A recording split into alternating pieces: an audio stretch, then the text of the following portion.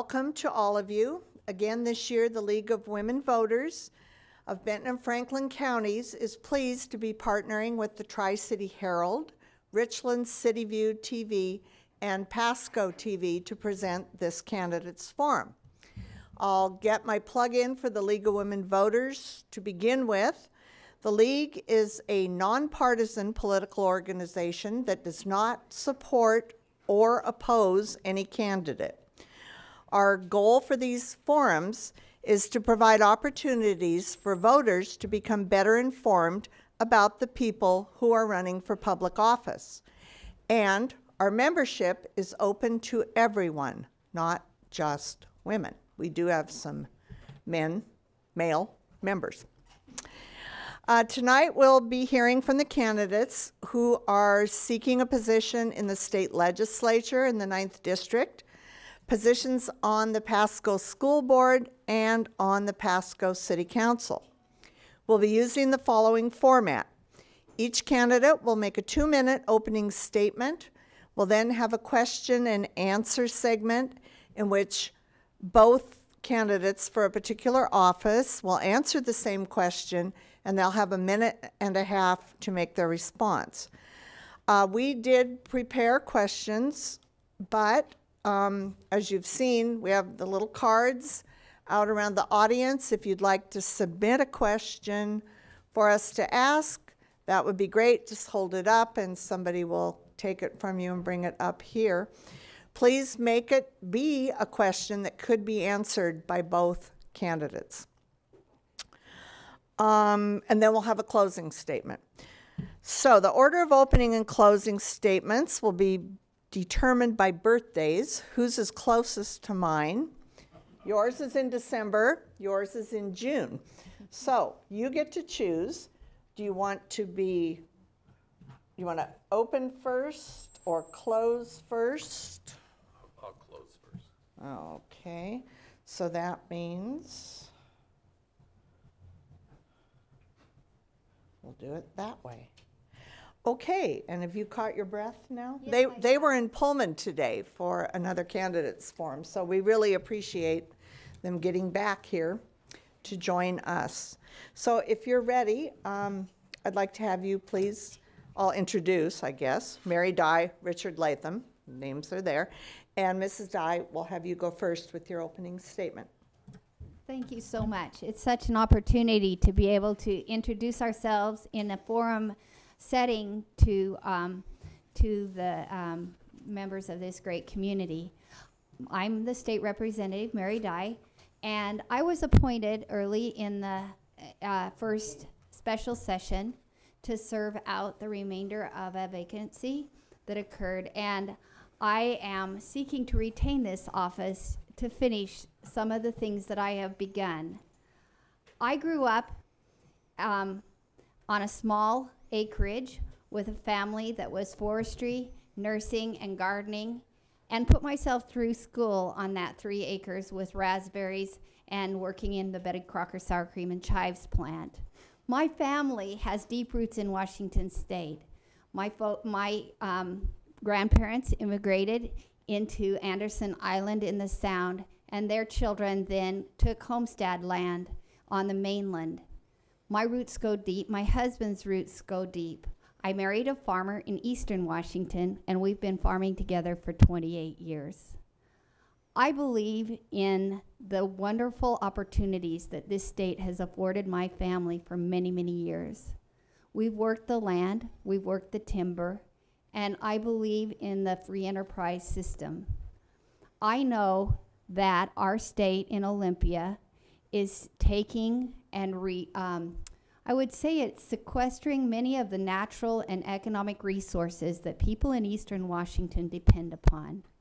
Resources like our rivers, resources like our capital, and things that we depend upon to build healthy and vibrant communities. And so I am running to help change the conversation in Olympia so that we can restore some of the opportunities that we so richly deserve in this state. Thank you so much. Thank you. And Mr. Latham, your opening statement. Okay. Well, good evening, and thank you for the opportunity to be here with you this evening.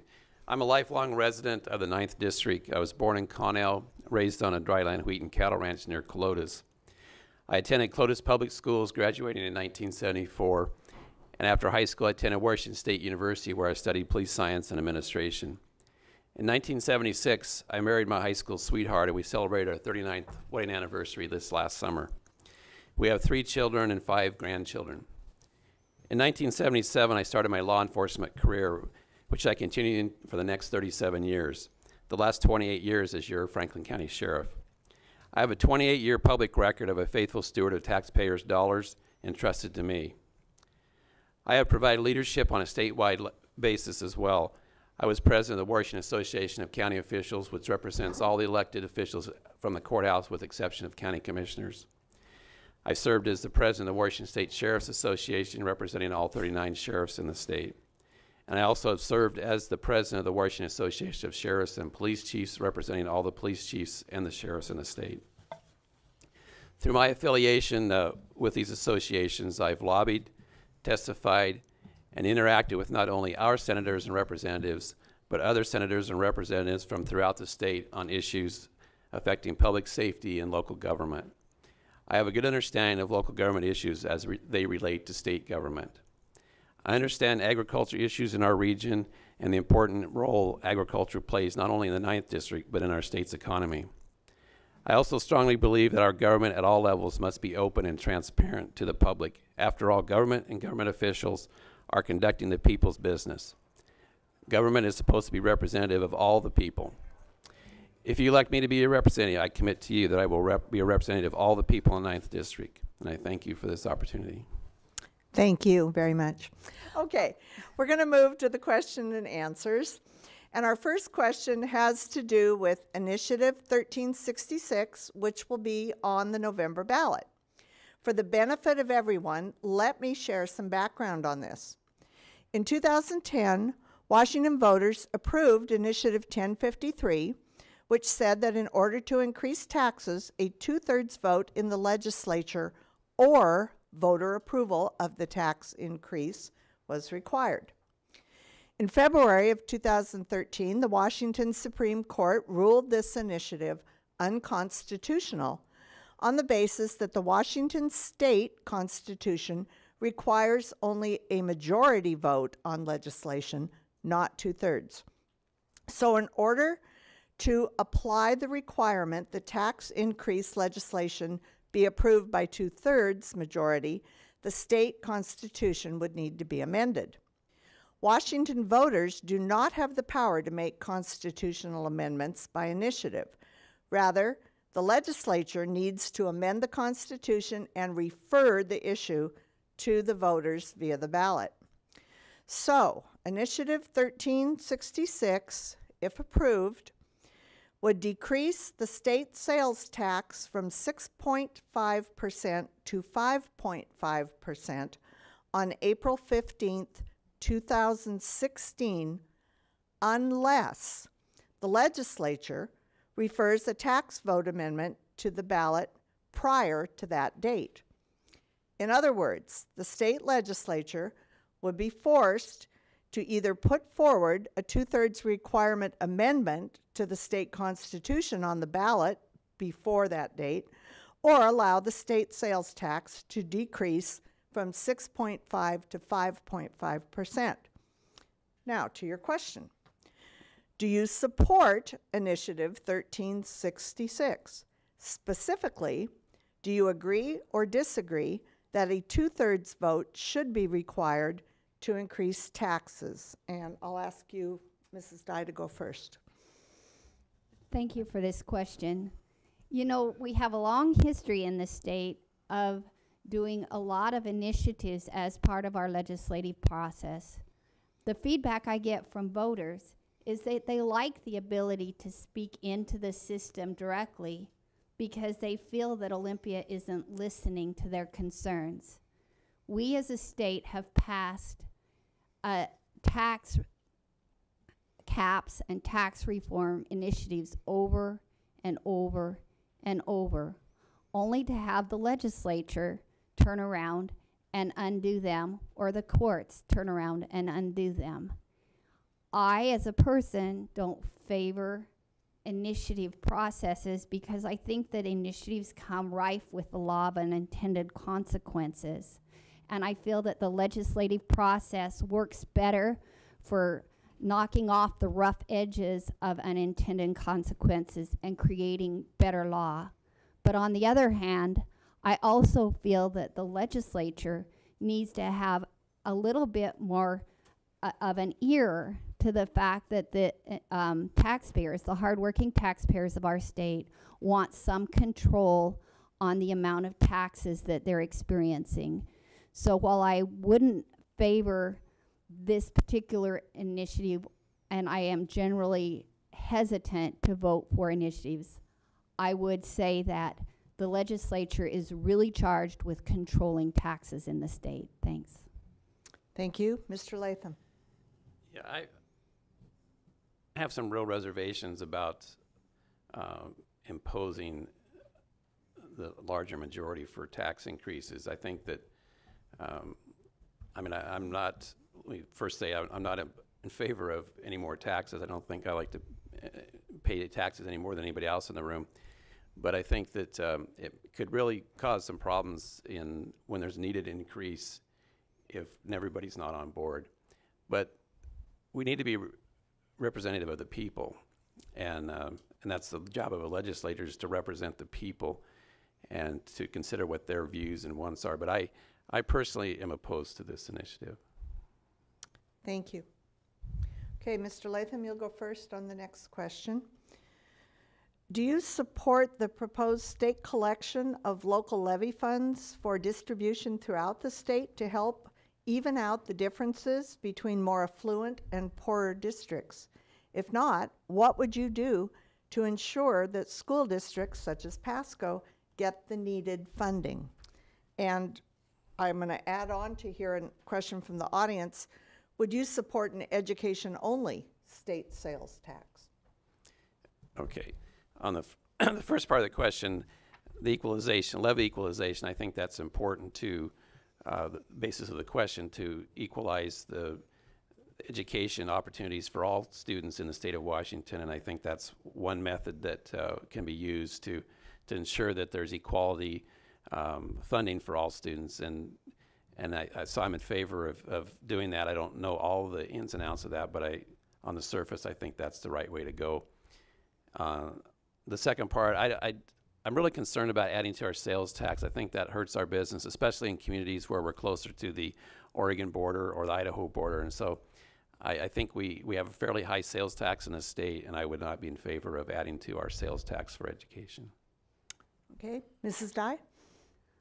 I don't favor levy equalization. It's an idea that is not acceptable to anybody at this point. There's not a lot of support for it, either in the more affluent areas that would have to pay extra, or for the school districts in local areas that feel like they'll lose some of the autonomy and control over their own choices in their district. I think school funding is going to be a tough argument this year. I don't hear any proposals of additional sales tax until this forum.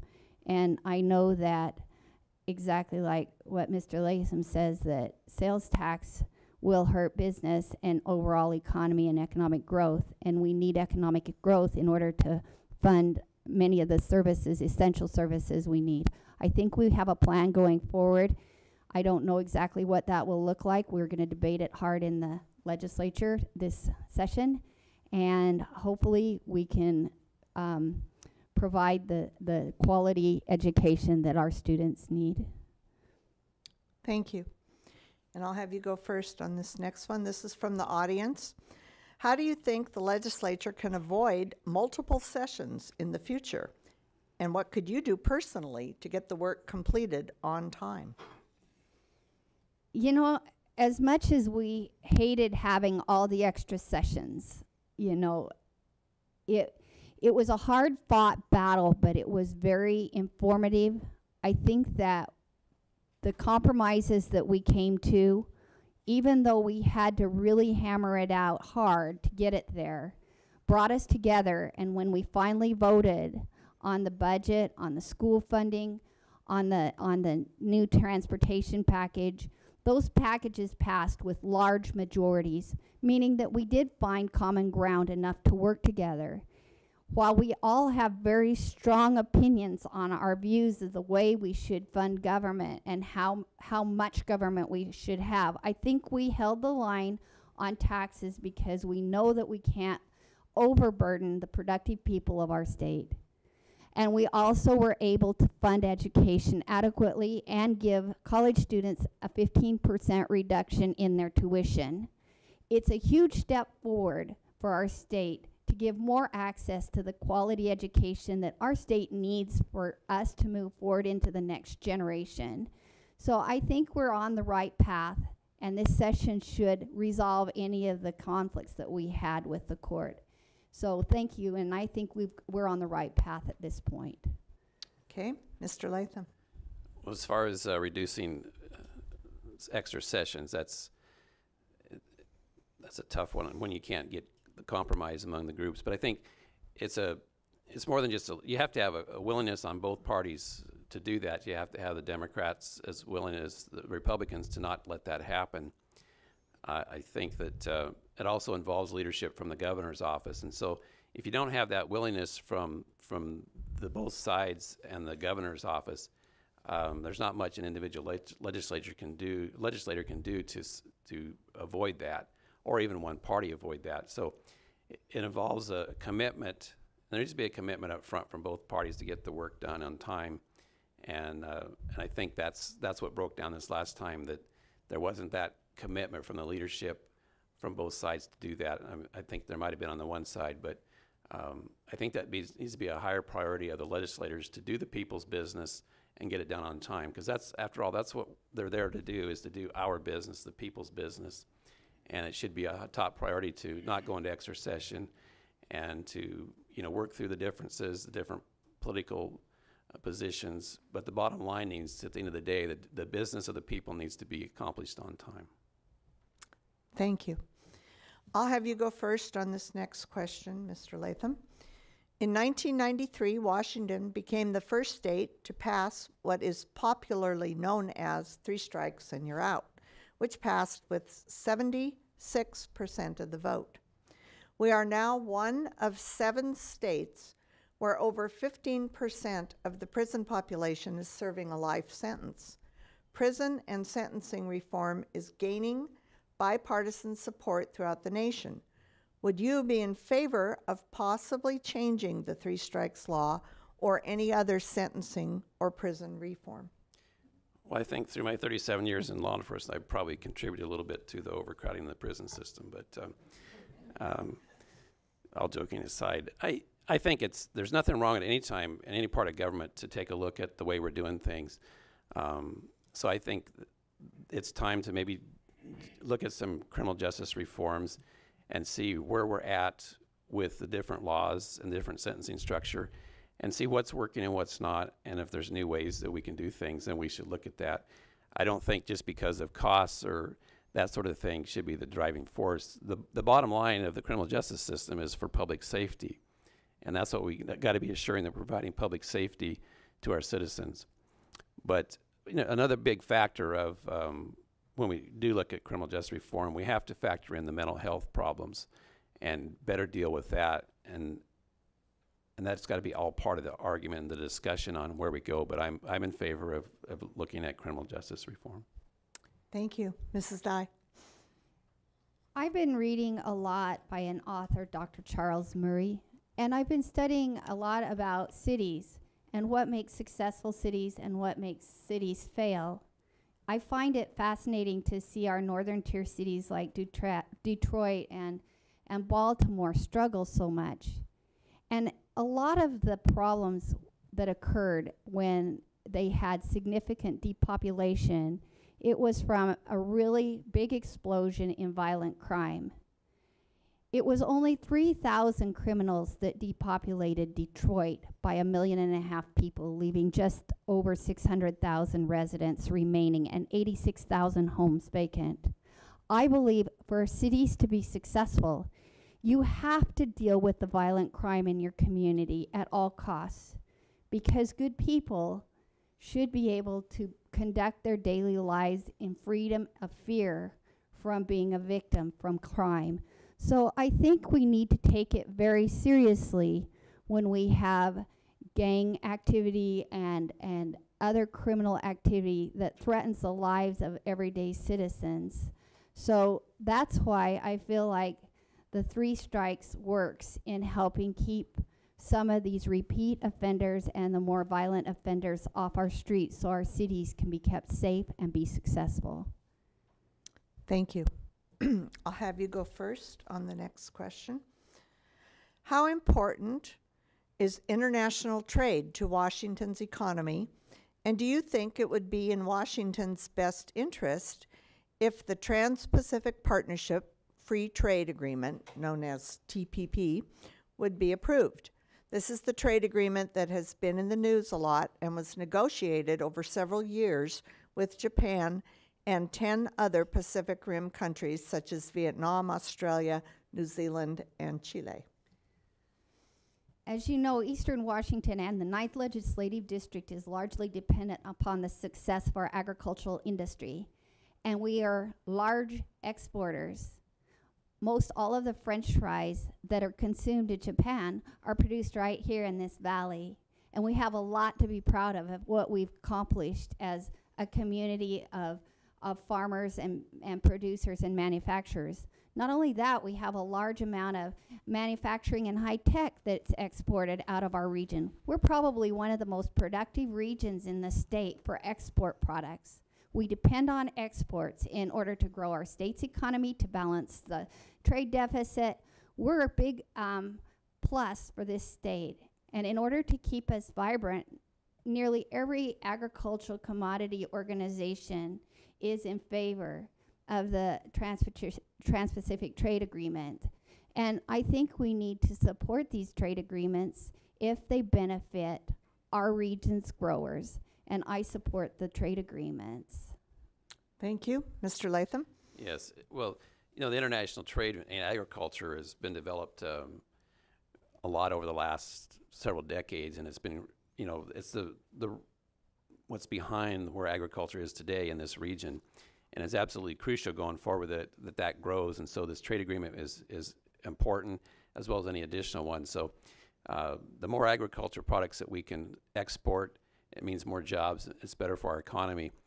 And so whatever we can do to enhance that, it will be better off in all other areas of our economy in this state. So it's absolutely crucial.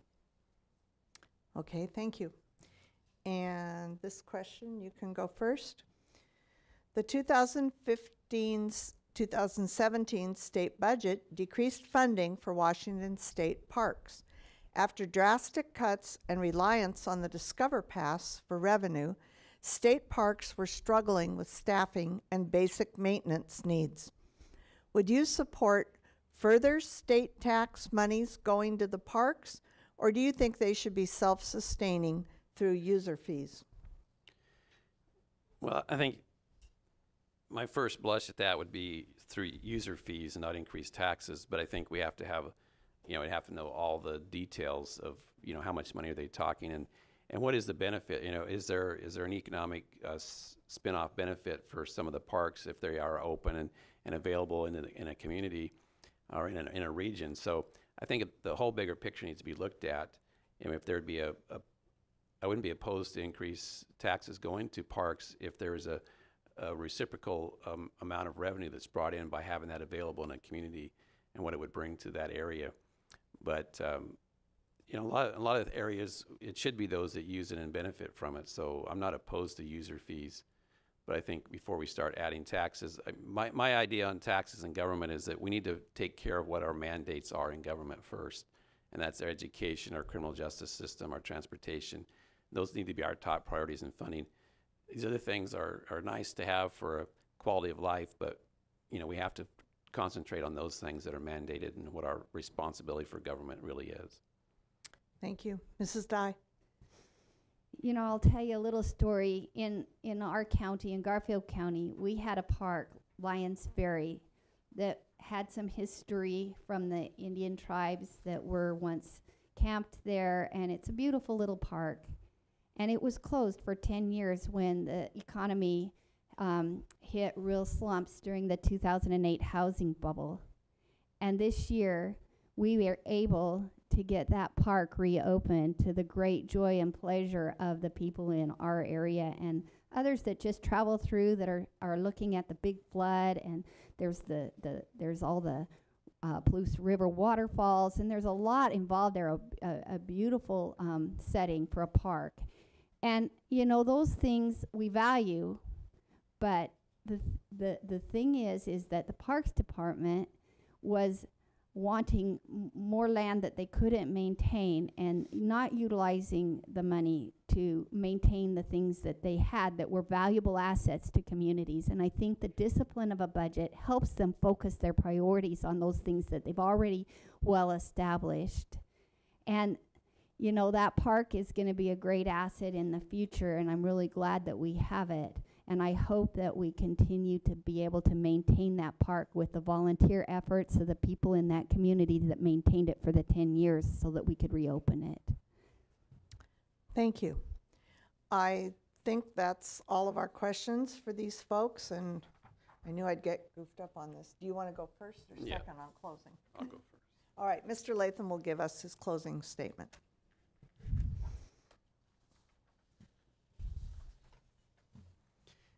I believe I have the qualifications and life experience to be an effective representative for the citizens of the 9th District. The job of a representative is to represent all the people of the district. To do that, a representative must be approachable and willing to listen to the different viewpoints and to listen with an open mind. You can't please everyone, but you must be willing to show your constituents respect and let them express their views. That would be my commitment to the citizens of the 9th District. While serving as elected sheriff, I managed 4 separate collective bargaining groups and was involved in negotiating labor contracts with these work groups. I have gone through 28 annual audits of my office and fully understand how to be accountable to the taxpayers.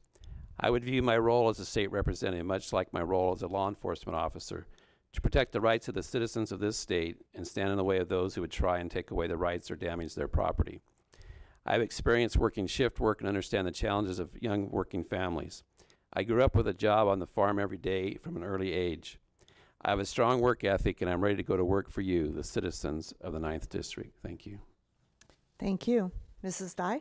Thank you. Again, I appreciate the opportunity to be here. I was appointed with a large majority of the PCOs in all 6 counties and also a large majority of the county commissioners in all 6 counties to serve as your state representative. And it's been a good experience. I've learned that I have a deep passion for the people of our communities. I understand us deeply because I'm rooted to the land and I'm rooted to the people that I serve. And I would like to go and serve and finish out this term and serve to represent the good things that we do in our district. We're productive, we're hardworking, and we don't ask a lot of our state. So I look forward to continuing serving you as your state representative. Thank you. Thank you. And I'd like to thank both of you for taking the time to be with us this evening. This time, I'll excuse them and ask the school board candidates to please come up. Hey. I would now like to welcome the candidates running for a position on the Pasco School Board. Running for Director at Large, Position 2, are Ryan Brault and Aaron Richardson. We have a unique situation with at-large Position 1 in that Scott Lehrman, who is also with us tonight, was unopposed in the primary, and therefore his name will appear on the November ballot without an opponent. However, prior to the general election filing deadline, Kathleen Barton officially filed as a write-in candidate for this position. And although her name will not appear on the ballot, voters who write in her name will have their votes counted toward her tally. We extended invitations to both of them to this forum. As you can see, Mr. Lehrman is here. Unfortunately, Ms. Barton is out of town and cannot attend tonight. So according to rules that we have followed for many years when faced with only one candidate of a race being present, Mr. Lehrman will be giving us a statement about his candidacy, but he will not be able to participate in the question and answer portion of this segment. So, Mr. Lehrman, and we've given him, what did I tell you? 3 minutes. 3 minutes. He can do like he was doing a opening and a closing. All right. Thank you. Good evening. As she mentioned, my name is Scott Lehrman, and I'm running for Pasco School District Board of Directors, position number 1. I moved to Pasco at the beginning of 2003. I grew up in Vancouver, Washington, and I went to Washington State University and obtained a bachelor's and master's degree in chemical engineering and moved here when the dot-com busted. I moved away from Portland area where I grew up. And I love this area. I love Pasco, and I love everything that the people around here stand for. So I currently serve as a federal relations representative and the vice president on the Pasco School Board. I have a 4th grade student, a 2nd grade student that attend Mark Twain, as well as a 4-year-old future student. Now more than ever, Pasco needs honest, effective, and proven leadership to move our school district forward. It's important that all school board members look at issues from varying perspectives. So my mother, here's how I would do that. My mother taught high school chemistry for 40 years, and my wife is an agriculture teacher who has taught in the Pasco and Kennewick districts. So I've lived with an influential educator in my household the majority of my life. That allows me to look at issues through the eyes of a teacher. I'm also able to look at issues through the eyes of a taxpayer and as a parent. And as I do that and look at all of the lenses of looking at these issues, I'm able to make the best decision for the most important stakeholders in this situation, the students. So many times there are difficult decisions that must be made as a school board member, and opposite sides of these decisions have conflicting and competing goals that both have merit. An example of this is balancing the budget and programs to accommodate new provisions in the new teacher contract. I believe I'm qualified to analyze difficult situations like this and make the best decision for the students and the district. I fully support the new curriculum adoption process that we will be doing as school directors and as a district, and I believe that it's important to provide all teachers with the tools they need to be excellent teachers. And I'm excited to see how this curriculum adoption process impacts our student achievement. I have the desire to work towards stronger relationships between the district and the public we served. In my time on the board, I have listened and acted with the public's input in mind as I make all decisions. I believe there are too many federal and state mandated tests for our children, but when we take these tests, I'm committed to using the data that we get from these tests to improve student performance and teacher performance, not in a punitive way. Proper data analysis will lead to lessons learned and implementation of best practices. As a volunteer, I'm committed to spending the time and energy, and I have the heart required for all the meetings, conversations, school visits, and developmental opportunities to make informed decisions in the best interests of our students. So I realize the challenges that the school district is going through right now, and that some community members have lost hope in the process. Jesse Jackson once said, "At the end of the day, we must go forward with hope and not backward by fear and division." I realize it's important to understand and address what is causing these divisions and work to alleviate the fear so that those who have lost hope can regain it. So again, thank you for your time. I am Scott Lehrman, and I will always advocate for all Pasco students, and I hope I can count on your support and vote on November 3rd. Thank you. Thank you. And we'll excuse you now to go back to the audience, but thank you for coming. Okay, I forgot to ask you when your birthdays are.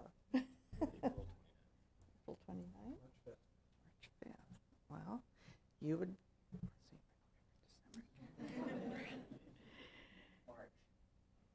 March would be closer to me. I'm November. Okay. March. You get to pick. Do you want to go first or second on opening or closing? I like to give the last person. Okay, and would you like to go first or second on opening? I'll go second.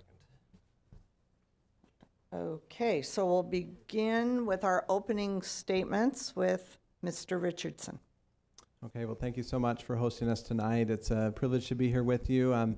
My name is Aaron Richardson. I live in Pasco. I grew up in the Tri-Cities. My wife and I moved back to the Tri-Cities 4 years ago when I took a job in a clinic here. I'm a pediatrician. Moved away to go to school and then moved back and chose to make our home in Pasco and be involved in the community here.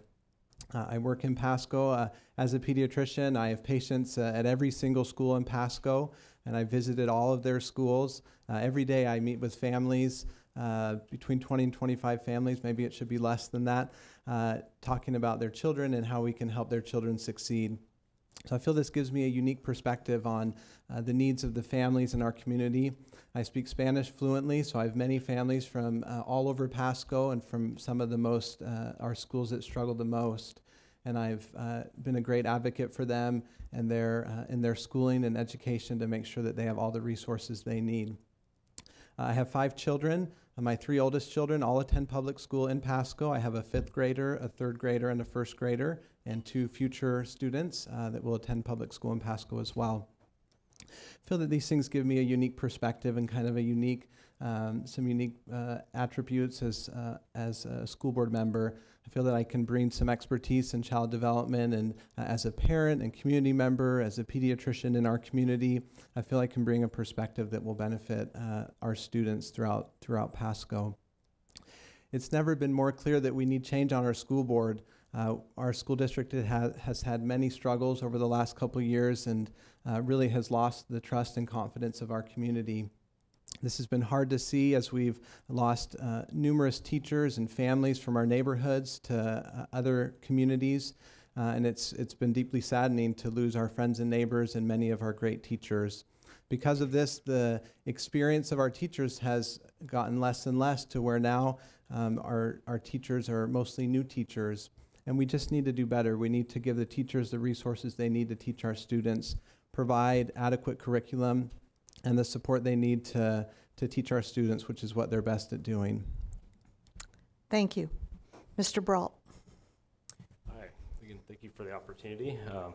There are 3 primary things that qualify me for continuing my service on the Pasco School Board: experience, leadership, and commitment to our students. Many experiences have prepared me for serving on the board, including a decade of service to the Pasco School District and community. I was elected 4 years ago to the Pasco School Board and now have 4 years of hands-on perspective that can only be gained through experience. Before ever serving on the school board, I was honored to receive the Community Leadership Award from the Southeastern Washington Association of School Administrators based on my volunteer work here in Pasco. Since taking office, I was elected by my fellow board members to serve as vice president and now serve as board president. I'm also a past president of the Pasco Chamber of Commerce and a graduate of Leadership Tri-Cities.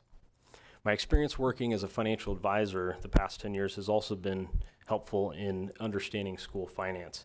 And in fact, due to the sound financial practices in our district, our credit rating was recently increased to the highest rating our district has ever had. This, along with the opportunity to refinance some outstanding bonds, will save taxpayers in Pasco over $7 million in the coming 12 years. My commitment to the Pasco School District is clear to anyone who knows anything about my calendar. It involves balancing time with my family, taking time off work, and as well as subjecting myself to public scrutiny. But I believe in the work enough to make these contributions for the public good. I'm committed to closing the opportunity gap and seeing that all students have the opportunity to experience a high quality education, and at the same time am continuing to work with our state legislature as we look at how we serve all students. I believe in the power of education, and although we have a number of challenges ahead, these challenges also have opportunities with them, and I plan on being part of the work going forward. Thank you. Thank you. It's hard to get these statements in 2 minutes, I know. Okay, we're going to start with you, Mr. Brault, on our questions. And the first question is, in your opinion, what are the lessons learned from the recent school teacher strike? Do you have any specific ideas to prevent this from happening in the future? That's a great question. I think there are a number of lessons learned. I think there are things that we understand today differently in light of what we experienced. One of the things that is clear is that communication is always something that can be improved. In our current strategic plan, family and community engagement is one of the goals, and in that specifically, one of the goals is to establish and communicate protocols for collaboration with the community on decisions. And another goal is to have a mechanism to communicate expectations and standards in our schools with the community. And so I think the other thing that we have seen is that there is a genuine desire in the community for more just opportunities for authentic, genuine two-way dialogue with our stakeholders in the community, and that is something that I am committed to. We've had some opportunities recently, one before a board meeting, to have some personal interaction with the community and some face-to-face time there, and committed to having more of those opportunities going forward. And I think, again, the feedback from our teachers, from all staff members, is critical, and having opportunities for input at all stages is very important, and having really a customer focus and providing what our teachers and students need. Thank you. Thank you. Mr. Richardson. So the teacher strike, I think, is the result of frustration over a period of years of teachers not receiving support in the district, not feeling heard, parents wanting to be involved and not being able to be involved. Communication is one of the biggest struggles that we have in our school district. Meetings are constantly announced last minute. We've been asking for years, really since I moved here, to have more involvement, more meetings, open dialogue. Our board meetings have a minimal dialogue between school board members and the community. I've attended numerous board meetings and given statements. We have 2 minutes to make a statement. We receive no response, no follow-up, nothing in the future. What I would do differently, I have lots of suggestions, and I've tried to show that throughout my campaign. As soon as I filed, I went and visited every single school in Pasco. I took time off work and just went until I could meet an administrator at every school, and then met with teachers throughout our school district. I held meet and greets throughout the city over the summer to meet with anyone that wanted to meet with me and express their concerns or ideas. This type of dialogue is something that our community has been craving and wanting to be involved in, and has only recently, in the last month, been offered that opportunity. I would approach the school board in a much different way. I would continue to visit schools and actually listen to teachers one-on-one, either over their lunch break and not as a supervised, chauffeured visit to the best and the brightest classrooms. But I would go to every school, to the most struggling schools, and see what their problems and issues are. I would continue to meet with teachers and parents, community members. Just because you're not a parent doesn't mean that your opinion doesn't matter. It does. As a taxpayer and community member, your opinion is just as important as well. And I would continue to meet with any member of the community that would like to share concerns. Thank you. And to both of you, as you're answering, we had somebody last week in Richland, they just stopped talking right when that stop sign went up. So finish your thought, but don't start on a new thought. Okay, Mr. Richardson, you are first. This is a question from the audience. Do you support year-round school? Why or why not? So year-round school does have many benefits. This has been done in other communities and in other areas of the world with much success. I would not be opposed to it, but that would be something, again, that would have to have widespread community support. This isn't something that I would decide. I would look to my constituents who I would be seeking their input regularly. This would have to be something that would be supported by the vast majority of our community to implement. It has been shown in studies to decrease the loss over the summer that students have, especially those that are struggling in school. Having year-round schooling has been shown to decrease the amount of loss that they have over the summer. So if the community was in favor of that, I would happily support that. I think the challenge for most families in our community is that this becomes a struggle if you have multiple children at different levels in schooling. If you have an extended family that you like to go on vacations with and meet together with, it may be challenging for your family to do that. However, if this was something that our community at large wanted to support, I have no opposition to that. Thank you. Mr. Brault? Yeah, so it's a good question. I think one of the things that is important is to distinguish the difference between a traditional year-round education and multi-track year-round. Much of our community is familiar with the idea of multi-track year-round because that was one of the realities we were considering after we failed a bond several years ago. I was on the multi-track year-round task force, and we sought a tremendous amount of community input through surveys, through opportunities. We were out at all the different schools, and so I think one of the things that we found was that as was mentioned, there are some challenges with the multi-track year-round because you have kids that are on different tracks, and there's some real challenges there. But you typically do that because you have space issues. And we heard loud and clear from the community that they preferred to build more schools rather than have those other challenges that come with the multi-track year-round. Now, the year-round education, where everyone is on one track, is a completely different model that I think many aren't familiar with, and I think that is something that is something if the community were to support. That's something that we could certainly take a look at. I think it's worth considering because there is some benefit in that learning loss that you don't have. But it's a big change, and having other school districts that aren't on that as well creates a challenge with our mobile population in the Tri-Cities. So, thank you. Okay, back to you again, Mr. Brault. Another question from the audience. How important is a pre-kindergarten learning center? Do you support funding for it? It's a good question. In terms of pre-K, this is something that is the numbers clearly show the need for this in Pasco. It's about 15% of our students, according to WaKids data, when children enter kindergarten, about 15% of our students are prepared in literacy, and it's about 4% in math. So I have a 3-year-old. He just started at a private preschool, and my wife has a master's in education. She's staying home with him right now.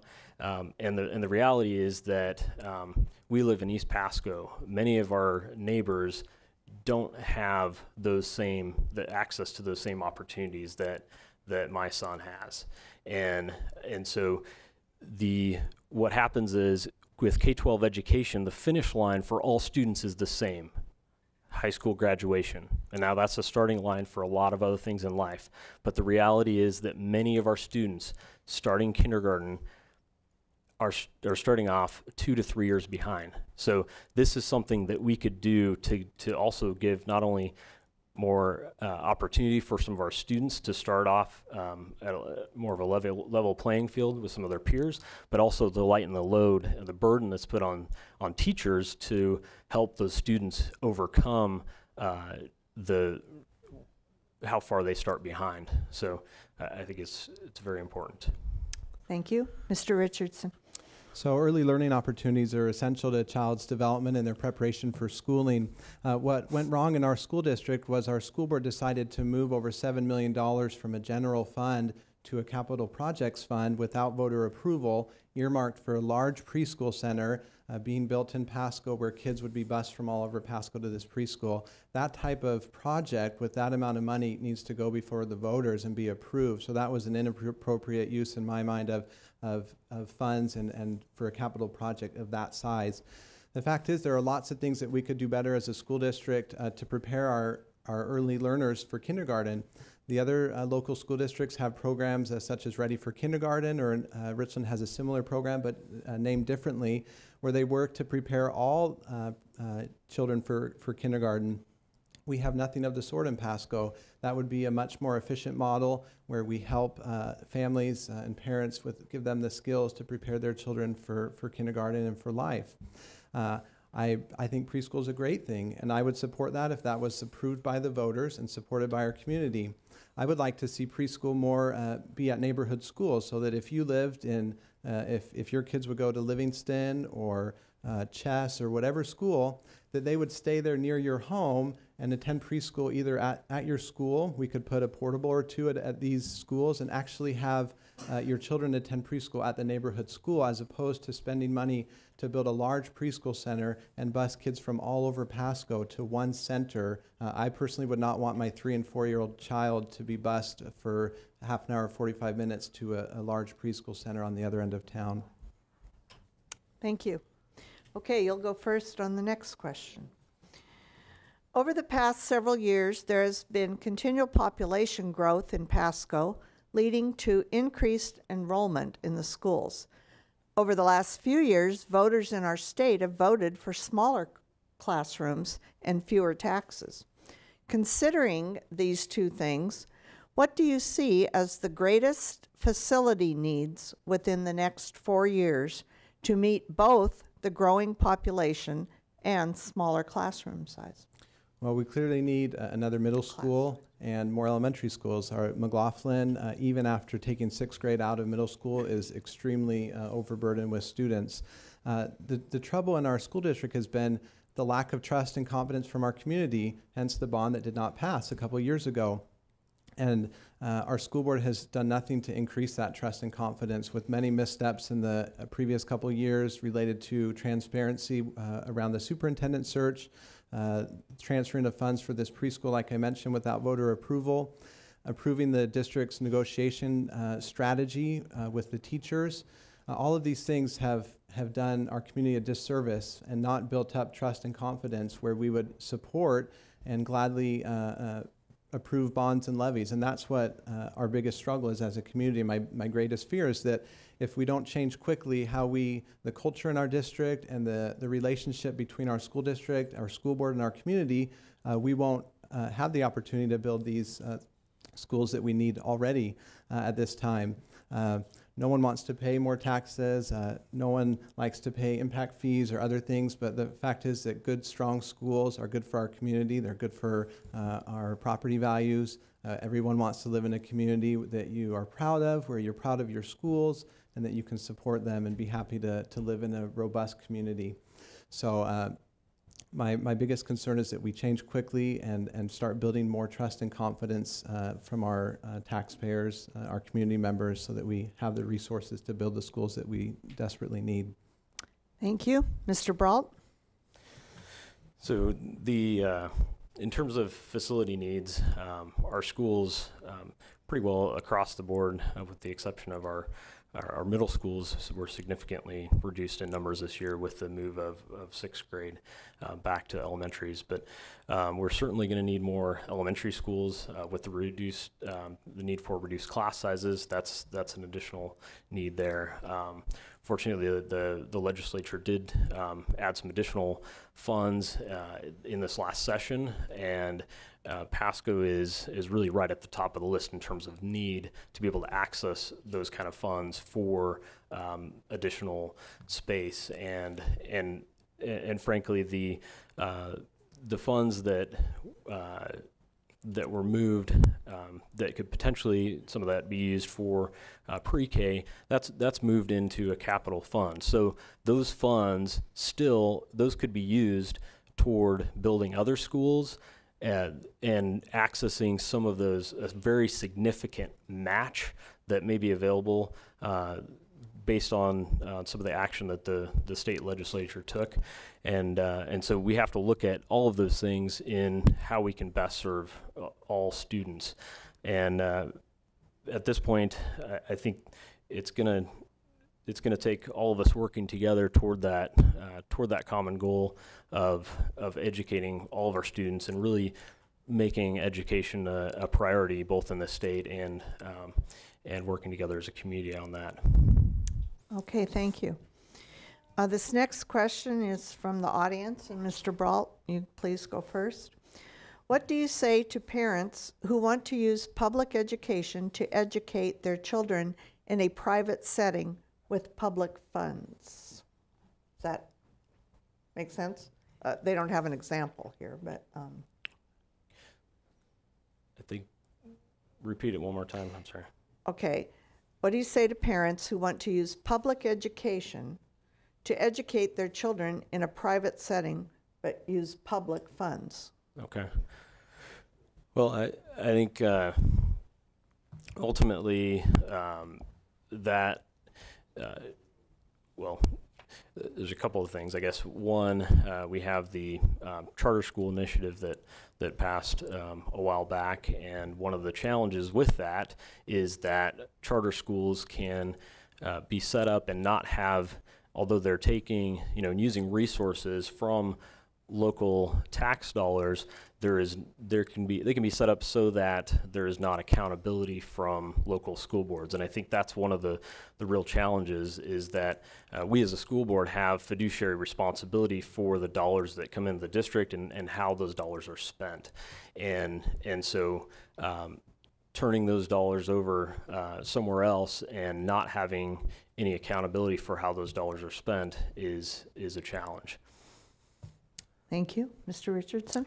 I think what the question is getting at is the use of like vouchers. Say if you live in a neighborhood where you're not happy with the school, you would be able to use a voucher and then either attend a private school or some other school. And I think this stems from the disappointment in living in an area where your school is struggling. And so I think the way we could decrease this desire or need is to make sure all of our schools are great and give our teachers the resources they need and make each school excellent. I wouldn't be opposed to a voucher system or something like that. It would be a massive change, a major change from how things are run right now. The state did pass a charter school initiative, but that's had a lot of struggles. Anyone that's been reading about that in the last year to ensure that they're quality schools. But I think the meat of this question is parent choice and a parent's desire that their child be in a school that's going to provide them with the opportunity to succeed. And in our school district, there is very little parental choice and flexibility. In the school district's policy about transfers, it says if you would like to transfer your child to a school other than your neighborhood school, it can't be for any of these reasons. And then they essentially list the 10 most common reasons why you would want to move your child to another school. So it's extremely difficult to transfer your child, even a child with medical issues that would be beneficial for them to be in a different school. It's very difficult to obtain that type of exemption. So I think what we could do right away to address this issue would be to provide more flexibility for parents to make the choice where their child attends, what would be best for that child and their family. Okay, thank you. We're going to do one more question here. And that way we'll keep it even of who goes first. Well, I'm going to ask this. Okay. This person has several, from the audience, several different areas that they would like to know specifically what you have experience in addressing these needs. And so let's just take 1 minute. And Mr. Richardson, you go first, addressing needs of all students and challenging all students, both English and non-English language learners. Yeah, English language learners. Sure. I have a ton of experience in this. Like I said, every day I meet with families. I have a large number of Spanish-speaking families. that I advocate for across every school in all of Pasco. I have a large contingent of patients that just speak Spanish. Their family primarily speaks Spanish, that travel to my clinic just so that I can take care of their children and advocate for them. So I have a ton of experience in advocating for these children at every school in Pasco. I really strongly feel that we should not call East Pasco, West Pasco, Riverfront Pasco. We're one Pasco. We are Pasco. We're one Pasco. And I have experience on a daily basis helping children from every area of Pasco, and I would continue to advocate and represent all children wherever they live in Pasco as a school board member. Thank you. Mr. Brault? Challenging all students. Yeah, it's a good question. I think we have to ensure that we have the best opportunities and resources for all of our students to succeed, and that goes from the students that are challenged with our English language learners and students that live in poverty, to the students that are really excelling that still need to be challenged, and the students that are kind of in the middle that may need some extra push or may need to figure out something that they really can excite them about school and get them re-engaged. And I think the creating additional options and opportunities within our schools is a good thing. We've had folks over from Bellevue and other school districts recently to look at what we're doing in some of our STEM schools. And as was mentioned a minute ago with school choice, when we were looking at boundaries for Franklin, which was our first STEM elementary, my opponent was opposed to having opt-in slots for other kids to be able to attend that school, and so I think there's some challenges with that kind of thing. Is you have school choice, or you have school choice on one hand, but you also have the constraints and capacities of our schools, and then you also have limited resources in terms of transportation or access. Okay. Can I respond to that, since I was incorrect? He said that I opposed opt-ins, and that's not true. I proposed that we decrease the number of opt-ins. That is true, because the district was proposing 100 to 150 opt-ins that would then be bused from all over Pasco, and we were having a hard time deciding on the boundaries of the school. So I proposed that the opt-ins be decreased, and I think I proposed 50 or 75, so that it would be more of a neighborhood school, but that people that wanted to go to that school could. But since the STEM was going to be initiated at other elementary schools, it's kind of silly to bus your kid to another school when your school may be becoming a STEM school in the next year anyways. And so that was what I proposed. I was not opposed completely to opt-ins. Okay, 30-second reply, and keep it to 30 seconds. Okay. To what he just said, that he didn't oppose it, he suggested a decrease. Is that? Well, okay. I don't need to argue with that anymore. Okay. Then I think we're ready to go to closing statements. And Mr. Brault, your closing statement first, please. All right. Well, I believe that my experience, leadership, and commitment have prepared me and will continue to prepare me to effectively serve our community. Our school district has faced a number of challenges. However, with those challenges come opportunities. With great tension comes an opportunity for self-reflection and looking at how we do things going forward. There are varying perspectives on how we go about the common goal of educating our children. And I'm committed to listening and respecting the various opinions that exist in our community, while keeping in mind that we have far more in common than we have differences. In making decisions, I will consider what is in the best interest of students and what will help those students achieve the greatest outcomes. In addition, I will look at decisions making sure that we are looking at things that are both fiscally responsible and sustainable. We have amazing teachers, students, and staff, and it's time to look forward and make decisions that will prepare our students with the 21st century skills to compete in the global economy that we live in today.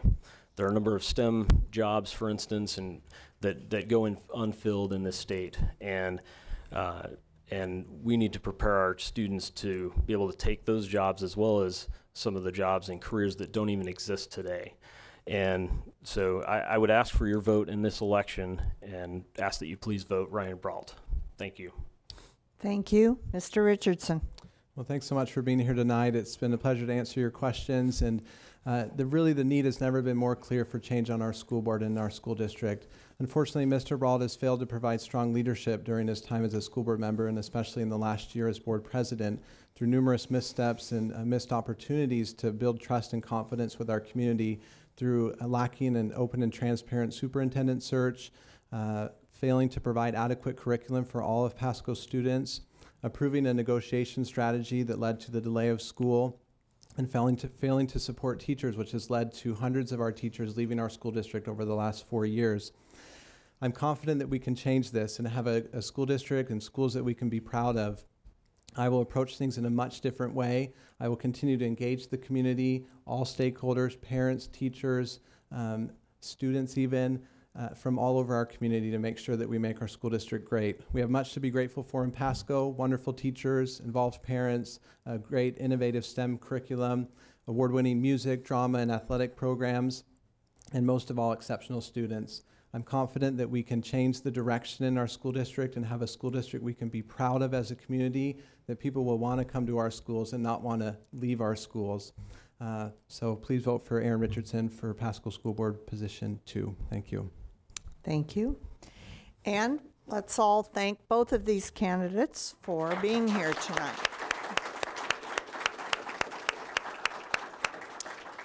We're going to take a short break while the City Council candidates come up. We'll try to start again in 5 minutes. We'll now hear from the candidates running for a position on the Pasco City Council, where there are 3 contested races. Running for Council Member District 1, Position 1, are Bertha Alicia Coria and Al Yenny. For District 5, Position 5, are Rebecca Francic and David Milne.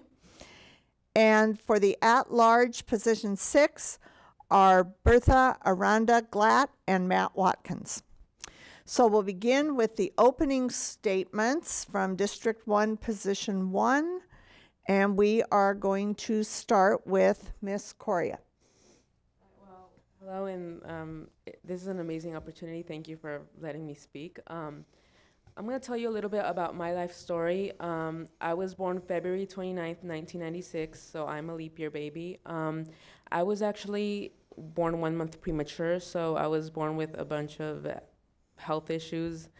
And the doctors had told my mom that I wasn't supposed to live past the age of 5, which somehow I'm 19 years old now. I'm still alive. All my schooling was done through the Pasco School District, and I actually see my kindergarten teacher here today, and it's amazing to see her again. My senior year is when I really started getting involved community service. I actually, for my senior project, you could say I did something called Don't Wreck Your Text. It was an anti-texting and driving campaign, which I got the amazing opportunity to travel to Washington, D.C., and speak in front of Congress staffers and speak with Secretary Anthony Fox, I believe, which is Secretary of Transportation.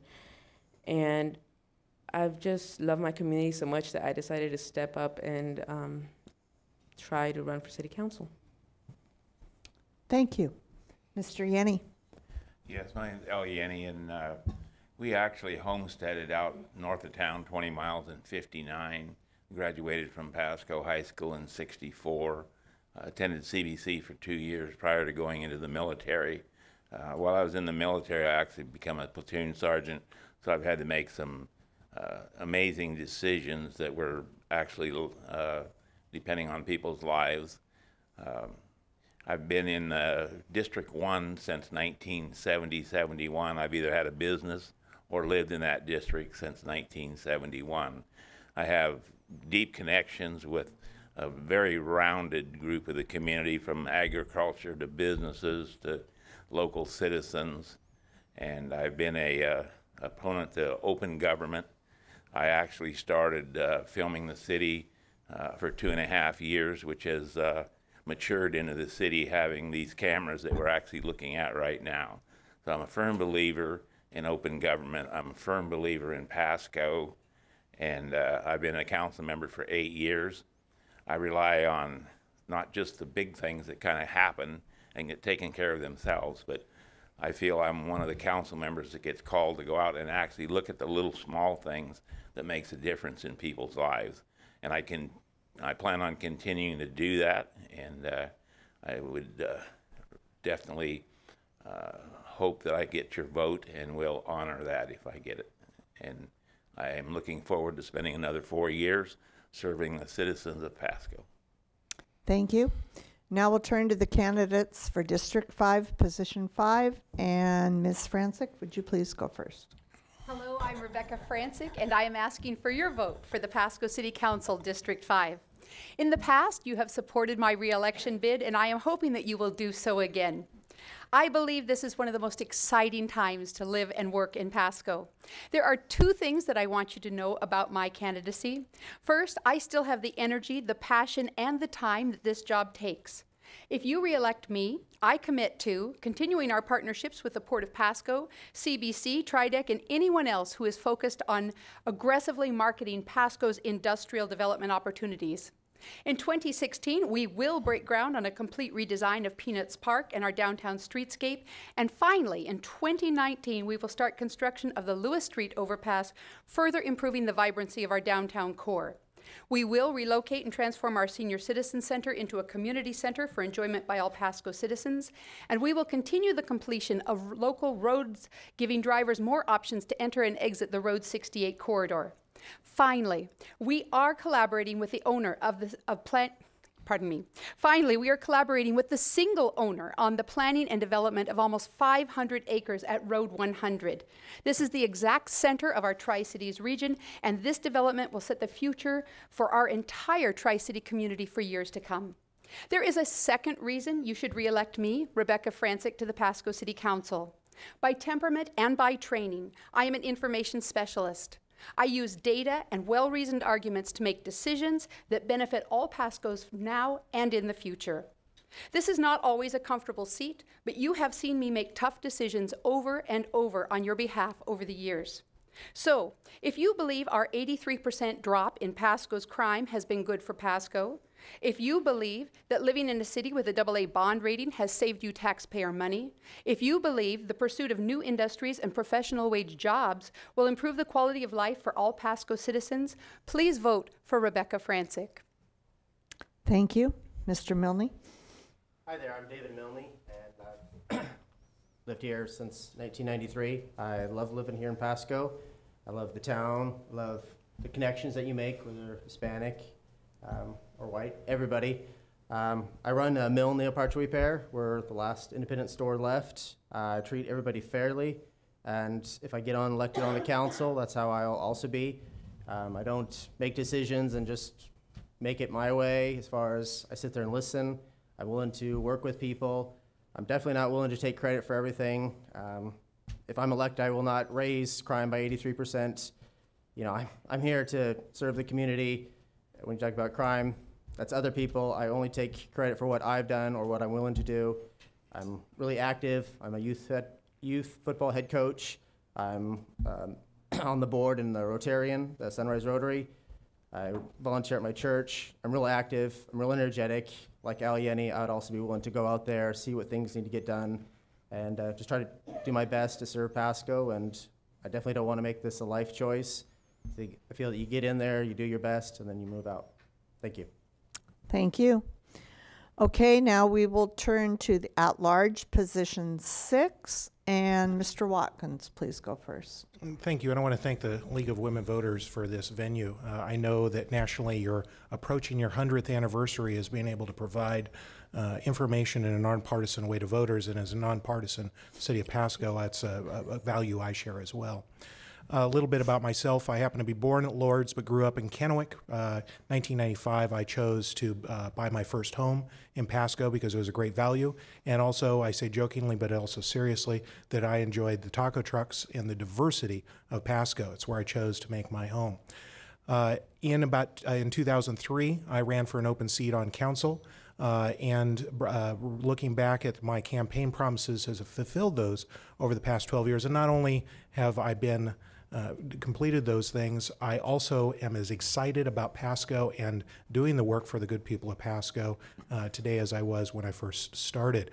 I think partly it also is growing up with a port commissioner of Kennewick, my mother, also involved in the community. I have strong female ties, including stepmother and dad and stepdad. One of the things that I've always remarked and valued about Pasco is its willingness to tackle tough subjects, because Pasco has some unique challenges to our community. We've had those, and particularly in this year. I'll be the first one to talk about them, but I'll also be the first one to say that we as a community need to figure out and decide what the consensus is, if at all possible, to move forward.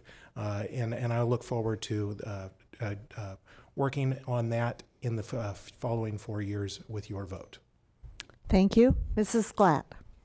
Good evening. I'd like to share my personal story with all of you tonight. I came to Pasco in 1971 with immigrant parents. I was born in Del Rio, Texas, but my parents were both immigrants. And my dad, Armando Aranda, came to Pasco to work for Balcom. His brother had come here to get a job with Balcom, and so he brought his family to come work at Balcom Farms. We came to East Pasco. I lived at 251 South Owens in 1971 for several years. From there, I went to all the Pasco School District schools. I went to Longfellow, McLaughlin Junior High, graduated from Pasco High in 1985. All my siblings graduated from 1985. From Pasco School District, Pasco Bulldogs. And I am running for city council because I am very vested in Pasco. I have often said Pasco is very personal to me.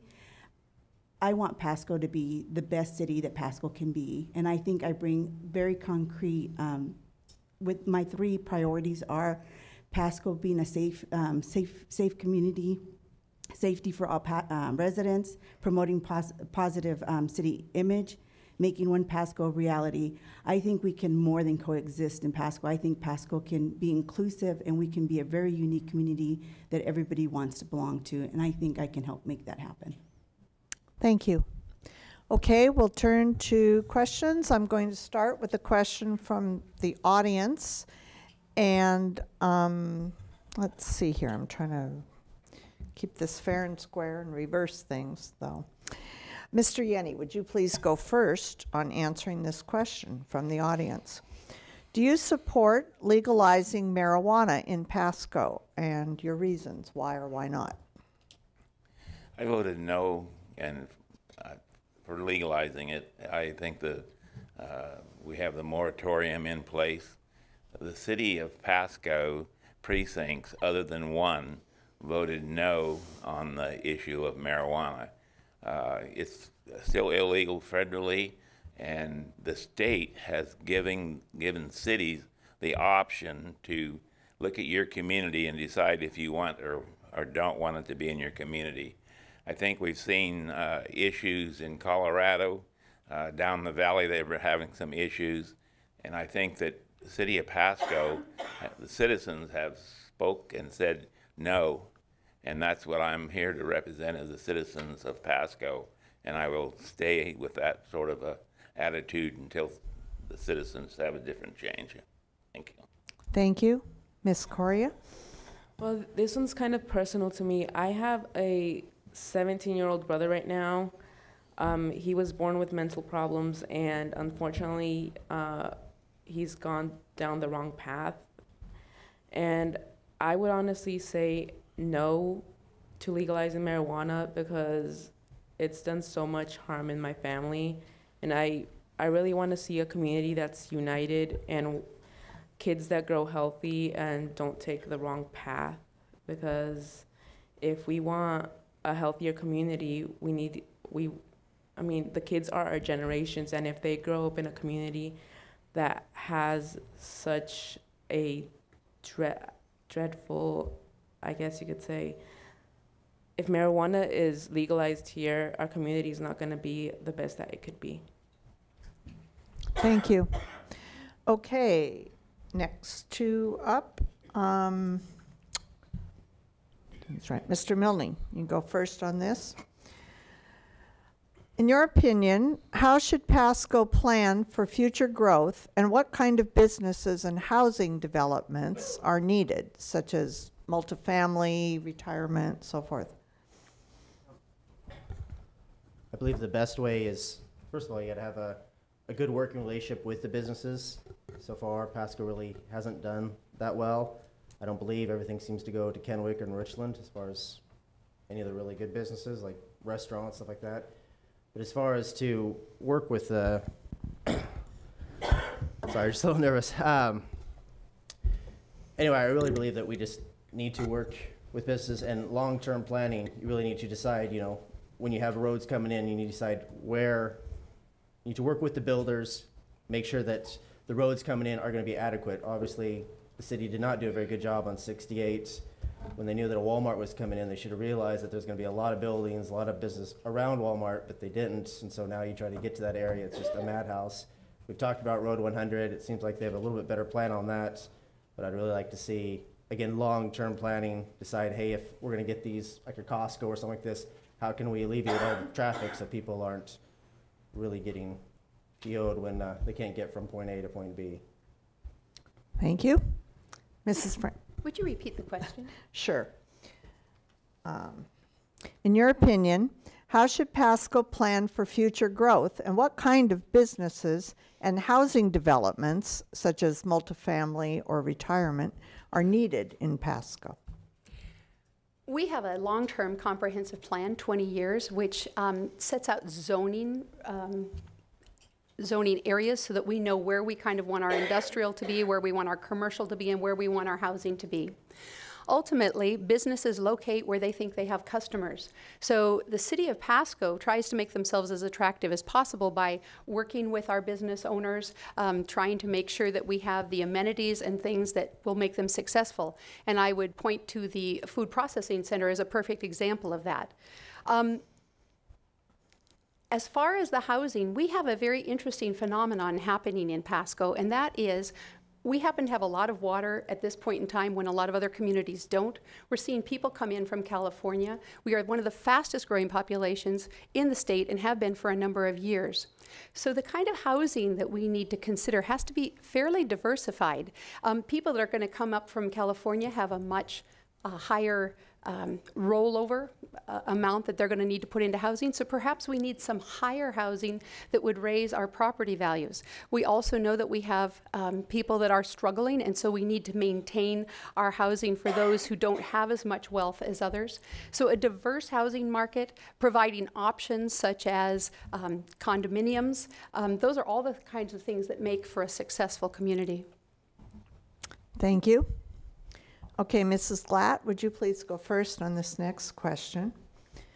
What opportunities do you see for increased cooperation with other government entities in the area, such as the other cities, the county, the port districts? Well, we have all kinds of opportunities because Pasco has some great resources. We have the resources of the railroad, the airport that has expanded. It is quite beautiful. The port of Pasco that has quite a bit of new, I don't know if it's new, how old it is, but the warehouses that they have out there that they can rent out to manufacturing or other kinds of jobs. The river that is riverfront that's owned by the city of Pasco. I think there's a huge opportunity for us to work with different areas of and utilize those resources that we do have. As Rebecca mentioned earlier, that we have we don't have the issues that the other cities have with the water. We have a lot of things to market in Pasco, and I think we need to continue to do so. Thank you. Mr. Watkins. One of the things that I grew up with was the notion that our cities were separate and entirely different in parochialism. One of the great things that I am most proud of is that, as well as being a Pasco resident, I am a Tri-Citian. And I've had an opportunity to be involved in that process, that Pasco has become more comfortable with itself as a Tri-City, part of the Tri-Cities. One of those tangible examples was the Tri-Cities Public Facilities District, we, and including myself specifically, sought special legislation to ask the Tri-Cities the question whether or not they want to do a public facilities district vis-a-vis a water park. While we chose not to, because it was, of course, a tax-related thing, we as the Tri-Cities got to decide on that, and Pasco as a partner. I think that's a very tangible example of one of the things that we have successfully done, and there are many more of those. Pasco has already does partner with the Port of Pasco, the school district, and PUD extensively. Also, although I'm a council member, I happen to be the mayor, having lunch with the mayors every month, sometimes also city managers. Usually what's good for Pasco is good for the Tri-Cities, and what's good for the Tri-Cities is good for Pasco. As we mature into a metropolitan area, I think the opportunities will increase in expectation of the public to regionally cooperate on those things. Thank you. Okay, I'm going to ask a question now and have all 6 of you answer it. And Ms. Coria, you'll go first. And here's the question. How would you describe the relationship between the Pasco police and the community? Do you have any specific ideas of what could be done to improve it? And do you support citizen review boards for the police? The relationship between the community of Pasco and the Pasco Police Department is very diversified right now. There's people that support the police. There's people that, due to the incident that you all know about, don't support the police right now. And I believe that if there's more community engagement with the officers, like there has been lately, more and more people will start to agree that the police department is a good thing, and that they're trying their best to work hard with the community to protect and serve. And I actually find the idea of a community police review board very intriguing, and I'd like to see that happen here in Pasco. Thank you. Mr. Yanni? Well, I support our police department. I think we've been very proactive over the years, started with Mr. Dennis Austin with his community policing. That's been in existence for years. Due to some money constraints, some of that has been dropped a small amount in the past few years.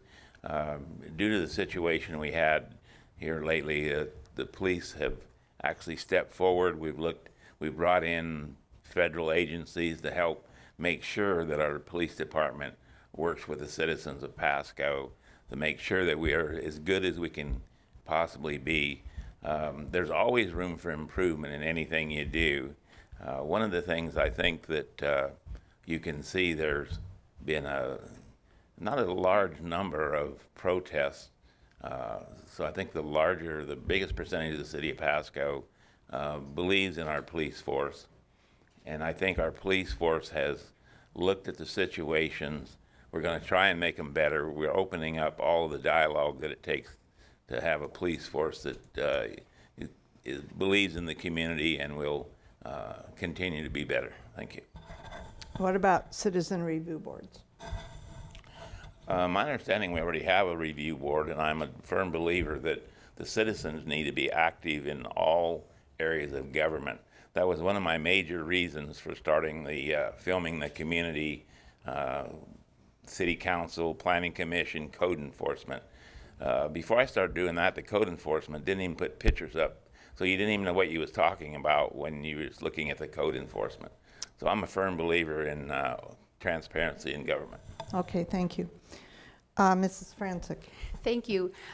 My experience with how the police interact with the public is mostly anecdotal, but I will tell you that we have police that come into our schools on a fairly regular basis, and the children run up and greet them, so they seem to have a relationship with them. On National Night Out, we went to a number of different communities with the police department, and again, they were very warmly greeted, oftentimes by name. So it appears that we do have a relationship between our community and our police. However, we just had a report from our police chief who talked about the population of Pasco has grown and the number of police officers has not, which means that we only have 15% of police time which is non-dedicated. In other words, they don't have time to go out and walk the beat and talk to neighbors and just be a little bit more present in our community. And so I think that's something that we as a council are going to have to address. As far as whether we are making strides, we are always looking at our processes, trying to review how we can improve. I know that we have John Funfar going to the Washington State Coalition for Language Access sometime in the near future. And as citizen review boards, we have a Citizens Academy, which is run by the police. They had to cancel the last one because they didn't have enough people participating, but it seems to me that that would be an avenue whereby citizens could be part of reviewing police procedures. Thank you. Mr. Milne? Yes, with regards to the police, I know we have always had a good relationship with the cops and the police. Our store has partnered with the Fraternal Order of Police for years in supporting their activities. I know I have a lot of friends that are police officers. I've been down at Vinny's, and usually I always see them down there having lunch. So I believe that the relationship with the police department and the city is pretty well. Obviously, there does need to be better training so that nobody gets shot again as far as picking up a rock. I'm also a favor of citizen review boards. I vote yes on that. I'd like to see, if there is injustice, that people are held accountable. I obviously don't want a police force that just does what they want to do. So that's my take on all that. Okay, thank you. Mr. Watkins? Did you skip me? No, I'm first. going back and forth. Oh, okay. I think Sorry. she was first on the last one. Okay. The people of Pasco have been stressed, and particularly the past year, not only with the shooting, but also several other shootings. The thing that I have come through and realized is that the police officers and the police chief, I have come to the conclusion through this process, which has been maddeningly slow and is still continuing. What I've come to understand and believe is that the police officers are all earnest, quality people and need our support. They need to go home safe at the end of each night. The thing is, though, that I also know I've seen all of the police officers stand up and say, we do need to be more involved because this has been a stress to our trust of our community. And they have reacted and responded well. I think that one of the specific question about police review board is my understanding, if you're going to review a shooting that has happened, I do not think that that is the purview of a citizens committee. I believe that has the potential to turn into a witch hunt. What I do believe, though, is that the current model to where we have a citizens involvement board with a police chief that's chosen by the chief, I think that could be augmented or changed, and that we do need to have more public involvement and specifically members of the community involved in that. As several other folks mentioned, we do have several other opportunities with Academy and Service Board, but we do need to work on more community involvement, and as well as a police review committee. I also do think we need to work on a diversity community for Pasco. Thank you. And now you get the final word. Thank you. This question goes directly with my safety for all Pasco residents. I think that if we're honest as a community, there is much more tension than people are willing to discuss. I went to the training that was put on for the community and the law enforcement, and there was 9 members of the community because not enough time was given for the community members to show up. And the police officers' idea was that we either support them 100% or we're against them. And I think that's a very wrong approach. I support police officers. I think, having been a social worker for 24 years serving the public, it's hard work. However, we can't say because we support you, everything you do is right. I have very specific, and I've talked about it quite often, I think our police force right now needs cultural diversity training. We know that there's a sexual harassment suit against our police department right now, and I think we need to address that through additional training. I think we need to have some mental health training, crisis. There's an excellent training in Kennewick that's a week long. I think the Pasco police have been the least attending this training because previously it was said that we didn't have enough resources to send our officers to this training. Well, we can't afford not send these officers. I believe that we're going to continue to have fatal shootings if we don't address mental health, especially with our police officers being the first responders. And I say we support the police officers by getting them the proper training. And in regards to the review board, I think we should be more proactive and do more of a community advisory prior to any fatal shootings or any. So let's be proactive instead of reacting. Thank you. Okay, I'm going to go back to question per position and start with you, Mr. Yenny. This is a question from the audience. Pasco does not have curbside recycling, which means we are dumping tons of non-biodegradable materials in the landfill. Would you support curbside recycling? If not, why not? Well, curbside recycling is very expensive, and in the past, a lot of what you would have thought been recycled went in the landfills. Very expensive to sort it and then turn around and put it in a landfill. I believe there's, in fact, I was on the board with BDI, and we're looking at setting up some, there's already areas around where you can recycle. We're going to look at and trying to make those more convenient, upgrade them to where they're going to be nicer.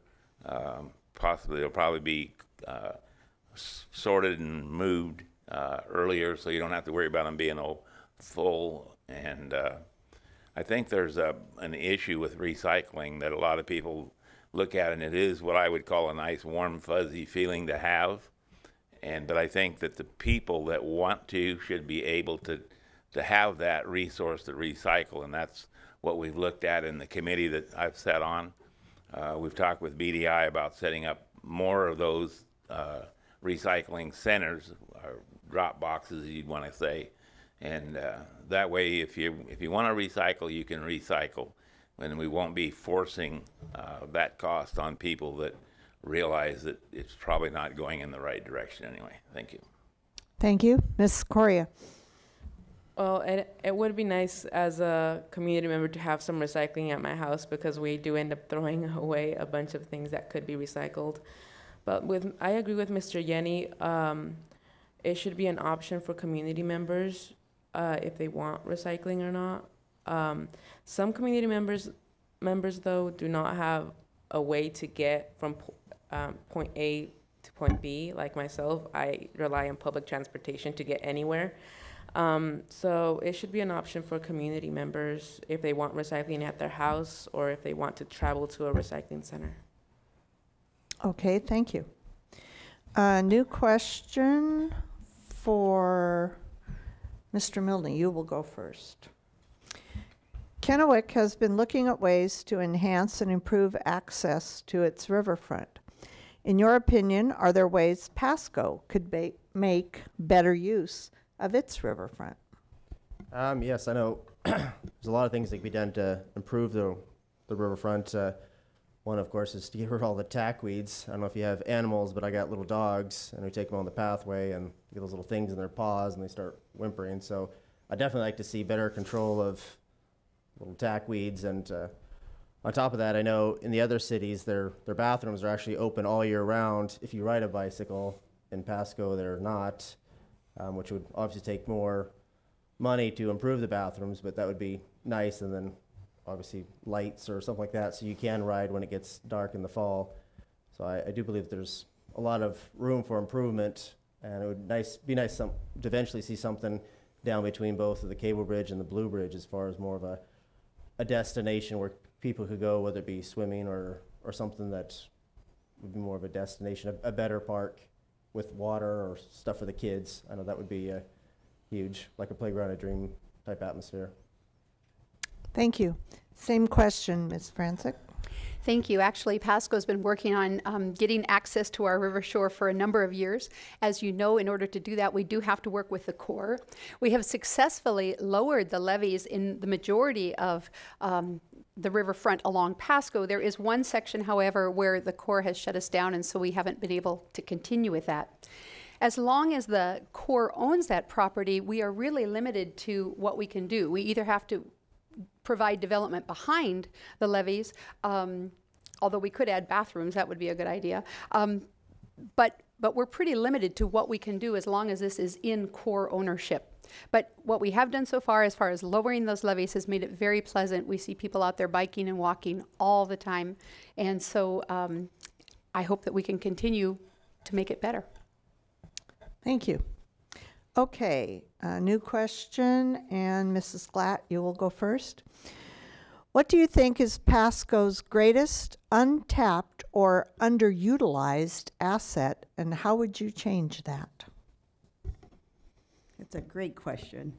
I think Pasco's most underutilized resource is the people of Pasco. I think we have a great, diverse community, and for some reason we have not included and made it the best that it can be.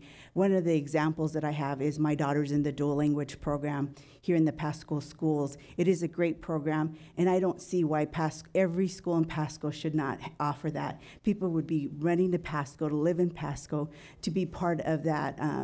So under tap of the ability to do a dual language program. My husband and I recently went out to the flea market owned by the Robinson family. It is incredible to me what the economy, what they have going on over there. They went to the community, found a need, and it's wonderful. There's like 20 eating places. I had never been there. I've been in Pasco for over 44 years and had never been at the flea market. So that to me was, and I got this little logo because I've seen somebody's bumper sticker that said, "Let's coexist." I say in Pasco, let's move beyond coexisting and make it, embrace everybody and make it a great community. Thank you. Mr. Watkins.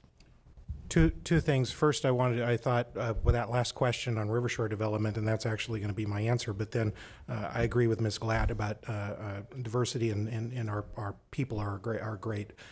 But specifically, since she's covered that, and besides agreeing, I want to go back to the Rivershore because I think that is our single biggest asset that's undeveloped. The chunk between the Cable Bridge and the Blue Bridge is a perfect example. That can't be developed right now because there's been some environmental damage done many decades ago, and it's being fixed to Department of Ecology standards, and hopefully in the next few years it's going to actually be realized. City of Pasco has actually planned for that, and to be able to connect what I think has been a tremendous success, and that is, frankly, grass in Wade Park. I helped put 22 acres of irrigation through waterfallies down there years ago, long before council. That, and even though the occasional goat head I agree, is a pain and could be better, there's the opportunity that exists between the bridges, and then also between the Blue Bridge and the Cable Bridge as well. I think that we were born of the river in Pasco and in the Tri-Cities. And I think reconnecting to that river is vitally important. And I think a prime example, if you've not done it, is to go out drive actually Port of Pasco to Osprey Point in the business park that's out there. That is a prime example of what Pasco could be for a commercial part. Imagine if we had some more residential and some more park access as well. Thank you. I'm going to ask one more question. Probably get off on my who's first, who's second, but I'm just going to go down the line and listen closely because it's a little bit different question for half of you than the other half. So first, to the incumbents. We have one incumbent in each race. Why did you decide to run again? And what is one thing you would like to accomplish in another term that you've not been able to accomplish up to now? Okay, to the challengers. What issue made you, or name one issue that made you decide to run, and what would you hope to accomplish if elected? So, Ms. Coria, we'll start with you. You're a challenger, so what is an issue that made you decide to run? As you know, the shooting, I actually knew the man who was shot. He was actually my neighbor prior to my family moving away from the apartment complex I lived at for 17 years. I didn't know he was homeless. And homelessness is one of the big issues that I want to tackle if I am elected, because there's ways that we can help people. There's an idea that I've had in my mind for quite a while now is building tiny home villages with a community hub where the homeless people themselves would help, would be mentored by people who would be willing to volunteer time. So they would be working, building their own houses and not just the city giving the houses away to them. They'd be able to start working for themselves and try to get back on their feet and make Pasco a much more better place. Thank you. Mr. Yenny, as the incumbent, issue that made you decide to, I read that wrong. Why did you decide to run again? What would you like to accomplish that you haven't? Do we have 20 minutes? No. That's why I said one thing. Well, the city of Pasco has been good to me all my life, and I'm a believer in giving back to the community. That's why I've ran the last 2 terms, and that's why I'm running again for this term, to give back to the community. And one of the things I would like to see happen in Pasco that is tough to get done, and that is to have the people that have done well in Pasco, done well in their life, to give back to the community and make Pasco, Pasco, not east, west, south, or whatever. Let's make Pasco, Pasco, and go on with making it a beautiful place to live, work, and play. Thank you. Ms. Francic.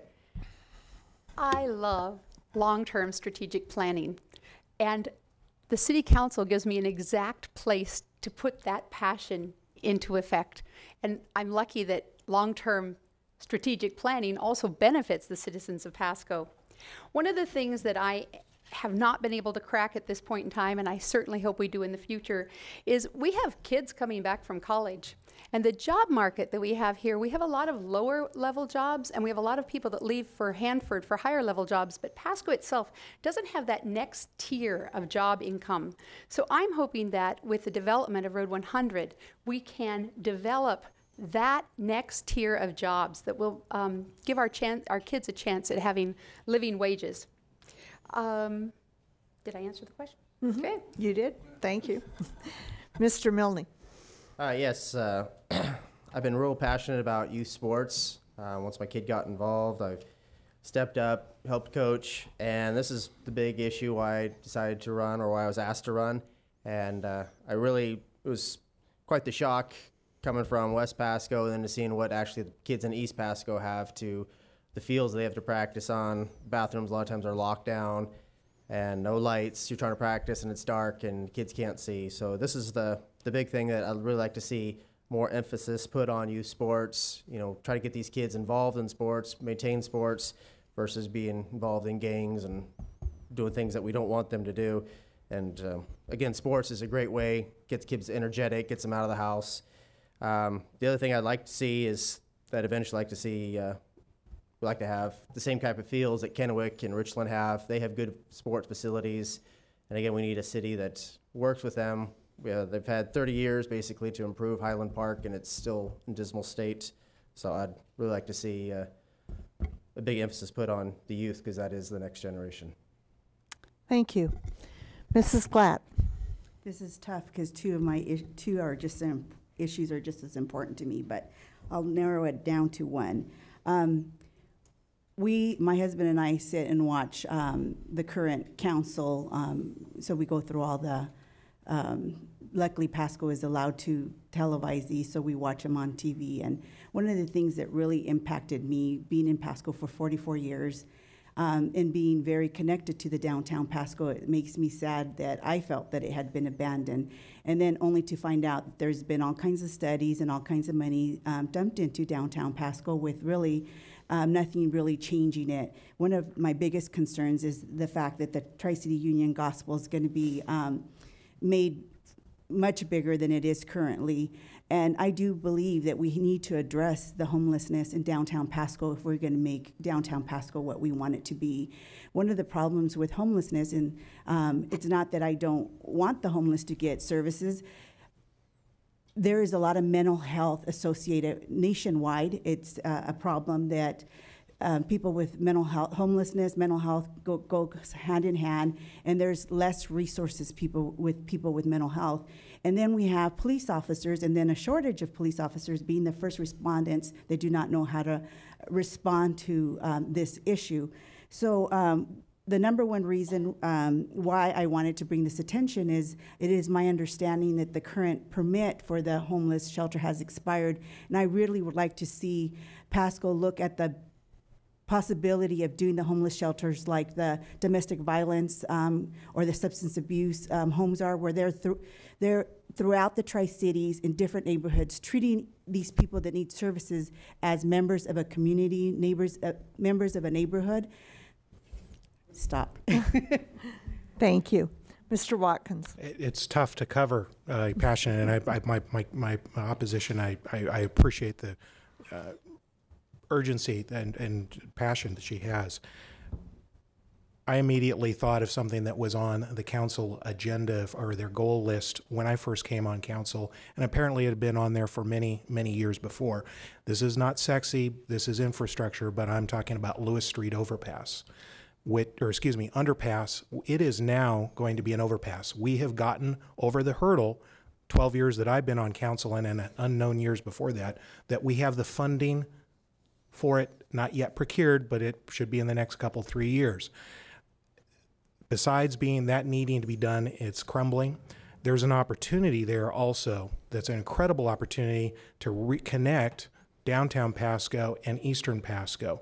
Right now, if you look down that road, you see a two-lane road that connects an increasingly vibrant East Pasco with Central Pasco that I agree has been languishing, and I think though it also has been improved because Pasco has put in specific organization that is required to do things and not just volunteer effort. So we have put some more resources into that. Couple that with Lewis Street overpass and what Pasco might be able to do to contribute that by changing the streetscape and connecting 4th and Lewis with the Lewis Street underpass. I think there's an incredible opportunity that also possibly affect homelessness to some extent. That's a big ticket item. We're talking $25 million, and with some local funds can become be parlayed into an even bigger impact to Pasco. Thank you. Good answers, all of you. We'll move to closing statements, and we'll just go right down the line again. So, Ms. Correa. Well, thank you for listening to all of us talk about all of the ideas we have. Obviously, I'm young. I have not really much experience in politics, but I'm driven and I'm willing to learn and vote for Bertha Alicia Correa for City Council, position 1. Thank you. Mr. Yanni? Yes, I have a knack for looking at things that need to be done in the future. Sometimes they're only small, but they make a big difference. Years ago, I helped get the Terra Vita on the ground. It wasn't going to be even in front of council. I recommended it get put in front of the Sacagawea Industrial Park. It was. The council voted to go ahead and let Terra Vita become, and which is one of the nicest areas to live in the Tri-Cities. And I also, the Lewis Street overpass, originally they was going to cut First Street out, which that is one of the only routes to get around the at-grade crossings. I was in Association of Washington Cities meeting, and everybody was talking about coal trains, and that was the only discussion. Well, I mentioned, what about oil trains? Nobody had even looked at the oil train issue, which is major. At-grade crossings is something that can put a hamper on everything that we're trying to do commerce-wise. You get tied up on Oregon Street for up to 10 or 15 minutes, and I just got the hook. Thank you. Thank you. Ms. Francic. Thank you. My husband and I have raised 7 children in Pasco. They all went to Pasco schools, and they've successfully flown the nest. As a female And a mother, I provide a diverse voice on the Pasco City Council frequently. I can tell you that Pasco is a rapidly growing community and we are improving every single day. We are a city where families can still afford home ownership, and our infrastructure, which provides clean drinking water, reliable sewer service, roads that take you to and from work, and a variety of public parks and recreational facilities are in excellent shape. The policies that have provided these public services while simultaneously dropping your crime rate, reducing your property tax, and adding jobs to your community are the result of smart, efficient, forward-looking, data-driven decisions and policies that I have voted for on your behalf. If you re-elect me, Rebecca Francic, I will continue working with staff and council to make Pasco a safe, affordable place to live, work, and play. To verify some of the things that I've accomplished, please see RebeccaFrancic.com. Thank you for your time and your vote. Thank you. Mr. Milne. Yes, I appreciate your time and for being here. Also, I'd like to say that I still think one of the biggest problems that Pasco has is not having enough business leaders on the city council. We have one, and I really feel that if we have more business out there, they're the ones that are bringing money to the city, not more houses. I mean, that's a good thing, but I really want to promote business, getting out there, talk with business leaders. In all the 20 years I've been working at running my store, I've never once had a council member come in and say, hey, what's the problem? You know, what can we do to make this better? What can we do to make you help expand our business? If I'm elected to the city council, I will make it my job to go out there, talk to business owners in the morning, and do what I can to promote businesses coming in. And just like how I run my business, I try to be fair, real honest with everybody. I'd rather people come into my business and not buy something than to come in there and me tell them the wrong answer. That's the way I'll be on city council. Always be fair and honest. I appreciate your vote. David Milne, thank you. Thank you. Mrs. Glatt. I think the last 40 years I've been in training to be your next city council woman. I have a lot to offer. Being in social services for over 24 years, I'm not afraid to approach anybody and have a personal conversation with anybody. Downtown Pasco, under the bridge, anywhere. I've been at the homeless shelter. And I agree with David here, who we are business owners here in Pasco. I'm often said that Pasco's personal to me. My siblings all live in Pasco. My parents live in Pasco. Pasco's a great, great city, and I really think that I can make it the best that it can be. Bertha Aranda Glatt for City Council number 6. Thank you. Mr. Watkins. I think some of the common themes about Pasco being a safer community than it was, especially 20, 25 years ago. We know that there also have been lower taxes.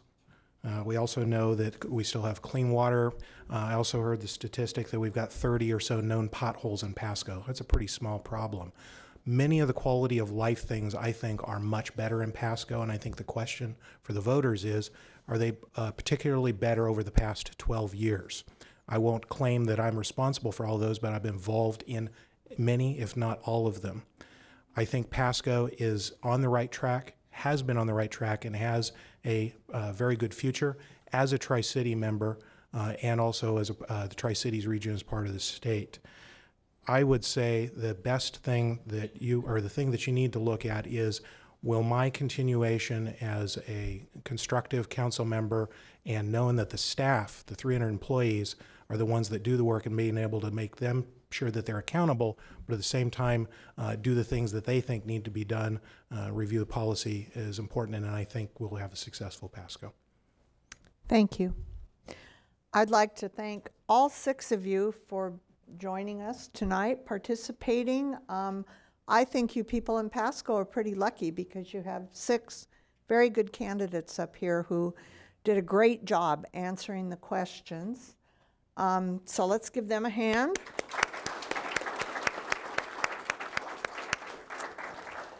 And in closing, I want to thank the Franklin PUD for the use of this auditorium. I want to thank John Funfar of Pasco TV and Mike Charbonneau of Richland CityView TV for recording the forum.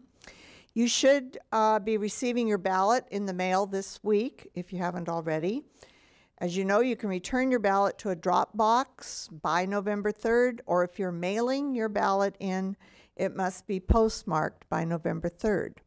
There's a table out in the hall where candidates have information out there, so be sure to take some of that. And also in the back, there's information about the League of Women Voters. So I think we learned a lesson. We're a small group here. We need to advertise better to get more people out to hear what our candidates have to say. But be sure to encourage your friends and neighbors to watch this on TV on channel 191, or, I don't understand technology, streamed, is that the right term, on the city website. I believe that's correct. City of Pasco website. So thank you for coming, and good night.